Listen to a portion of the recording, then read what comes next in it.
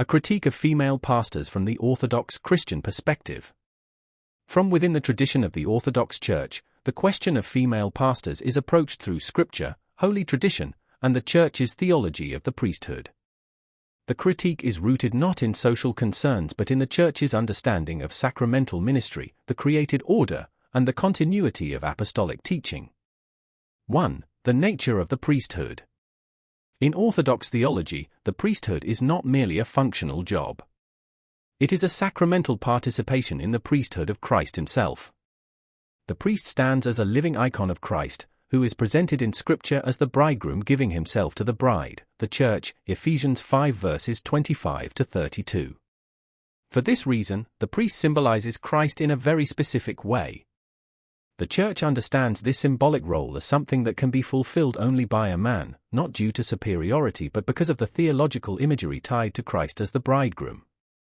St. John Chrysostom teaches that the priesthood performs the work of Christ and carries out Christ's own ministry.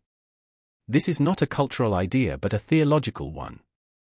2. Scriptural and apostolic foundations. Orthodoxy receives the teachings of the apostles as permanent rather than temporary cultural conditions.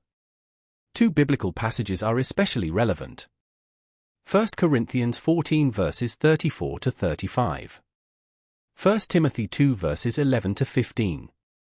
The early bishops and teachers of the Church, such as St. Basil and St. John Chrysostom, interpreted these passages as binding instructions for the entire Church, not as local or time-limited customs. The Orthodox Church affirms the spiritual equality of women and men, and recognizes that women may have prophetic and teaching gifts. However, it distinguishes between general spiritual gifts, open to everyone, and the sacramental priesthood, assigned through apostolic order. 3. The continuous witness of Church history. The Orthodox Church has never ordained women as priests or bishops. This universal and unbroken practice is understood as the shared mind of the Church throughout the centuries.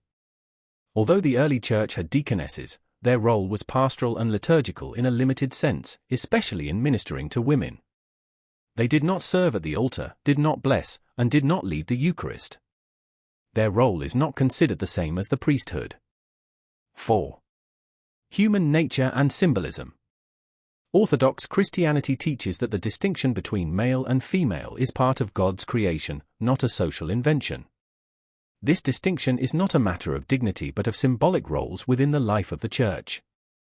Writers such as St. Gregory of Nyssa describe male and female differences as part of God's intention for humanity. The Orthodox Church sees the male priesthood as a symbolic extension of Christ's role, not as a matter of privilege or superiority. 5. Authority and the boundaries of change. Orthodoxy understands the structure of the Church as something received from the apostles. The Church does not believe she has the authority to change the nature of the sacramental ministry. This includes the structure of the priesthood. Because of this, the Orthodox Church views the ordination of female pastors in some Protestant traditions as a departure from apostolic continuity rather than a legitimate development. Conclusion. From the Orthodox Christian perspective, the rejection of female pastors is not grounded in cultural tradition or modern social debate. It is grounded in 1. The sacramental and Christ-centered nature of the priesthood. 2. The teachings of the apostles in Scripture. 3. The unbroken historical practice of the Church.